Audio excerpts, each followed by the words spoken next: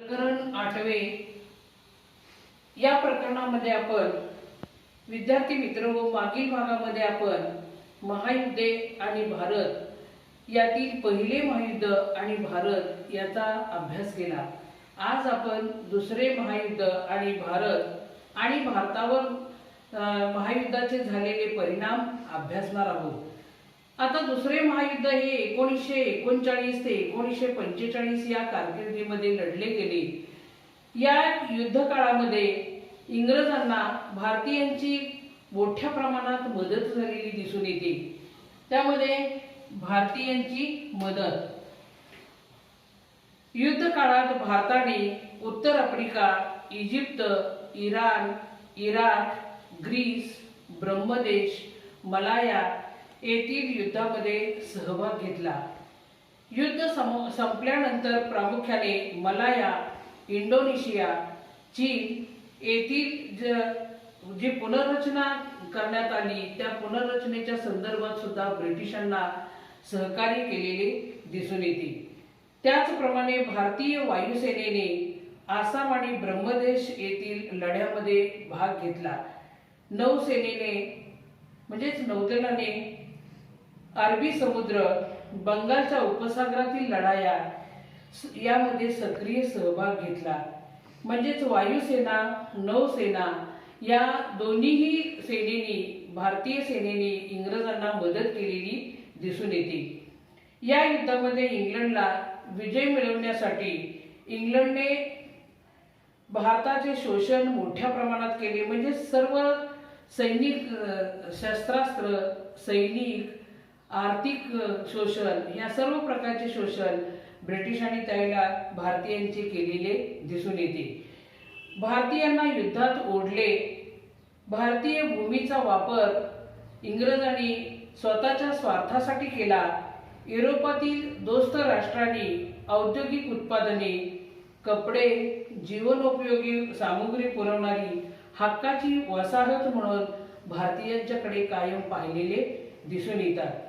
आता दुसऱ्या महायुद्धाच्या काळामध्ये प्रामुख्याने युद्ध सामग्रीची मदत भारताने कशा स्वरूपाची केलेली होती तर युद्ध सामग्रीच्या संदर्भात जर विचार केला तर सुरुंग, रणगाडे, जहाज, त्याचप्रमाणे पोलादी नळ, रेल्वे रूळ, बांधकामाचे साहित्य, लाकूड, तारायंत्राचे खांब, छोट्या युद्धनौका व बोटी, त्याचप्रमाणे अन्नधान्य, कापड, तंबू, बूट, औषधे, स्फोटके, दारुगोळा इत्यादी बाबींचा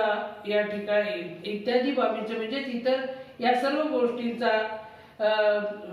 सर्व गोष्टींची मदत प्रामुख्याने भारतीयांनी इंग्रजांना केलेली होती। त्यानंतरचा मुद्दा आहे व्हिक्टोरिया क्रॉस। व्हिक्टोरिया क्रॉस यामध्ये दुसऱ्या महायुद्धात ज्या हिंदी सैनिक आणि अधिकाऱ्यांनी भाग घेतलेला होता आणि या महायुद्धामध्ये मोठ्या प्रमाणात शौर्य, पराक्रम ज्या सैनिकांनी, अधिकाऱ्यांनी पराक्रम गाजवला होता त्यांना त्या काळामध्ये शौर्याचे, पराक्रमाचे म्हणजे सर्वोच्च पदक त्या काळातील व्हिक्टोरिया क्रॉस हे देण्यात येत असे। हे व्हिक्टोरिया क्रॉस हे शौर्य पदक भारतातील 31 अधिकारी व सैनिकांना मिळालेले होते। त्यामधील महाराष्ट्रात नाईक यशवंत घाडगे व सैनिक नामदेवराव जाधव या दोघांचा समावेश असलेला दिसून येतो। त्यानंतर आपण पाहणार आहोत महायुद्धाचे भारतावरील परिणाम। महायुद्धाचे भारतावरील परिणाम पाहताना युद्ध काळात इंग्लंडला मनुष्यबळाची व पैशाची गरज निर्माण झालेली होती। म्हणजेच पहिले महायुद्ध लढले गेले, दुसरे महायुद्ध लढले गेले। या दोन्ही महायुद्धामध्ये प्रामुख्याने इंग्रज हे सहभागी होते दोस्त राष्ट्रामध्ये। या काळात त्यांनी पूर्ण भारतीयांचा म्हणजेच वसाहती राष्ट्राचा उपयोग करून घेतलेला होता। आता या महायुद्धाचे भारतावर कोणकोणते परिणाम झाले त्यामधला पहिला परिणाम आहे सरकारने भारतात लष्करी भरती सुरू केली। प्रसंगी सैन्य भरतीची सक्ती करण्यात आली, म्हणजे भारतीय सैन्यांना या लष्कर भरतीमध्ये सामील करून घेण्यात आले. काही वेळेला भारतीयांचा लष्कर भरतीसाठी विरोध झाला, तरी सुद्धा लष्कर भरती ही किंवा सैन्य भरती ही सक्तीची करण्यात आली. दुसरा परिणाम आहे भारतीय जनतेवर जादा कर लादणे. प्रामुख्याने ही आर्थिक झळ जी महायुद्धामुळे पोचलेली होती ती भरून काढण्यासाठी त्यांनी भारतीय जनतेवर जादा कर लादले. तिसरा परिणाम आहे व्यापार व उद्योगधंद्यावरील करामध्ये मोठी वाढ केली. व्यापार आणि उद्योगधंद्यामधून जे कर मिळत होते त्यामध्ये आर्थिक प्राप्ती होण्यासाठी जादा कर लादले. त्यानंतर चौथा परिणाम आहे युद्ध काळात जीवनावश्यक वस्तूंच्या किमती वाढल्या. जीवनावश्यक वस्तूच्या किमती वाढण्याचं कारण म्हणजे अन्नधान्य, जे या ठिकाणी दैनंदिन लागणाऱ्या वस्तू आणि अन्नधान्य हे सुद्धा या युद्ध काळामध्ये युद्धातील सैनिकांच्यासाठी या ठिकाणी निर्यात करावे लागत होत्या. पर्यायानं अन्नधान्याचा तुटवडा भारतामध्ये पडू लागलेला होता. म्हणजेच ह्या जीवनावश्यक वस्तूच्या किमती वाढण्याचा हे एक महत्त्वाचा परिणाम होता.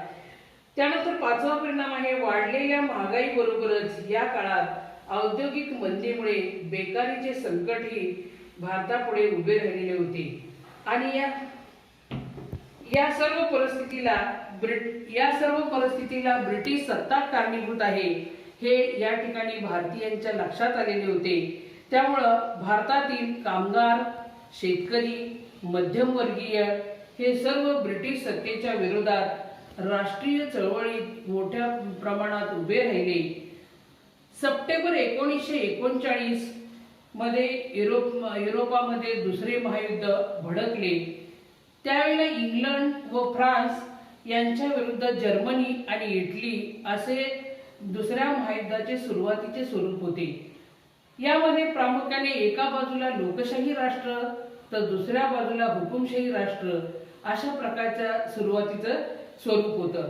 जर्मनी विरुद्ध इंग्लंडने युद्ध पुकारताच भारतही या युद्धामध्ये सामील होतो आहे अशा प्रकारची घोषणा त्यावेळचे व्हाईसराय लॉर्ड लीन लिथगो यांनी केली.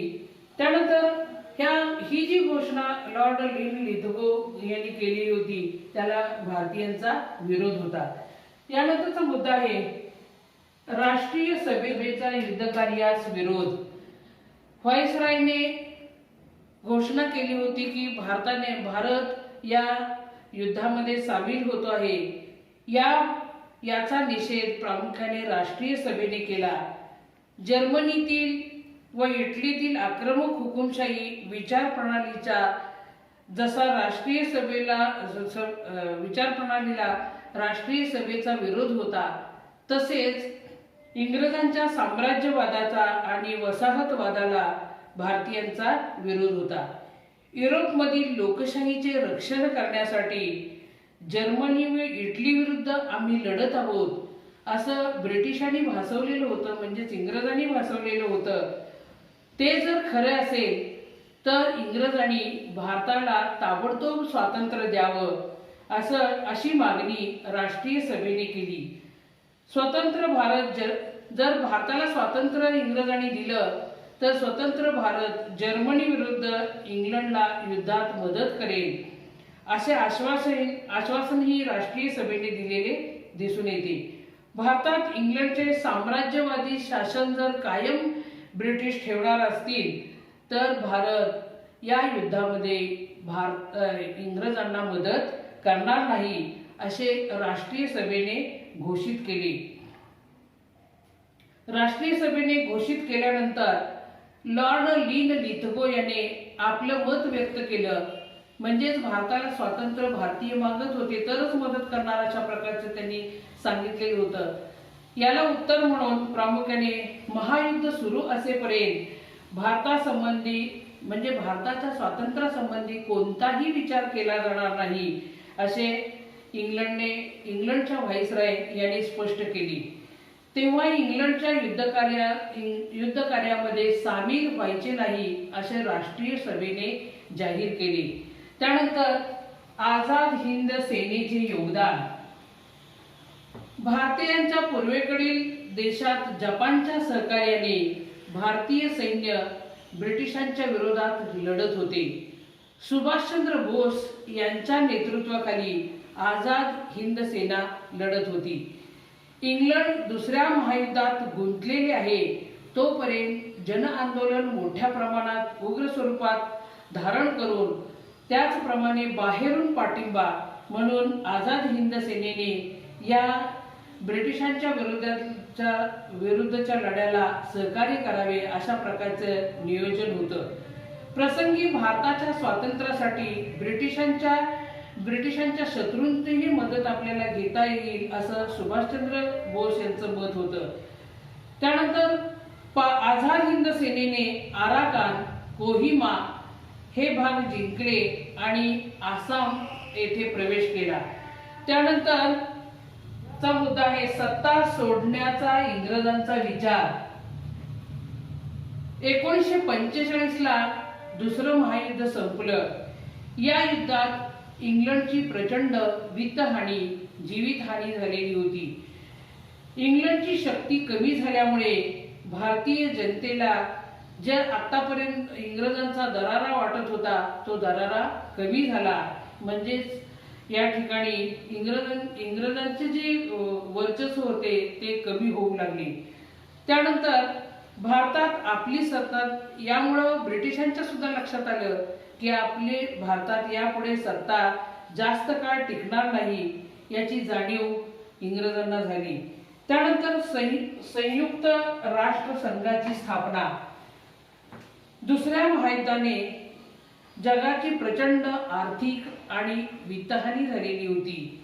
धोक्यात आलेली जागतिक शांतता, सुव्यवस्था पुन्हा निर्माण व्हावी असे जागतिक नेत्यांना वाटत होते. पहिल्या महायुद्धानंतर प्रामुख्याने निर्माण केलेला म्हणजे जागतिक शांततेसाठी राष्ट्रसंघाची स्थापना केलेली होती.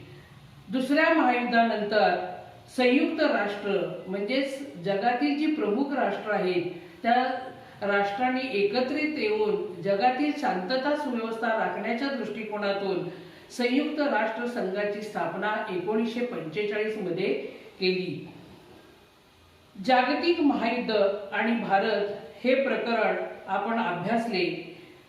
पुढील तासाला प्रामुख्यानं प्रकरण 9 जग निर्वसाहतीकरण हा भाग आपण पुढील तासाला अभ्यासणार आहोत.